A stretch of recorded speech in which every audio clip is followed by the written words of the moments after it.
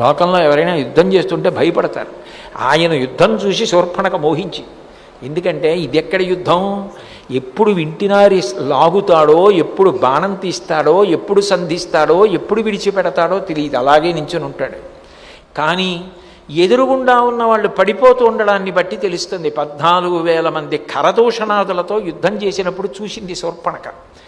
ఇన్ని వేల మంది ప్రయోగించినటువంటి ఆయుధాల్ని బాణాల్ని పడగొట్టాడు, అంతమందిని చంపేశాడు 1 గంట 48 నిమిషాల్లో. అసలు అదేం బాణ ప్రయోగం, అసలు అదేం నిలబడ్డం, ఎప్పుడు తీశాడు, ఎప్పుడు ప్రయోగించాడు, అక్కడ ఆయనని మోహించింది శూర్పణఖ.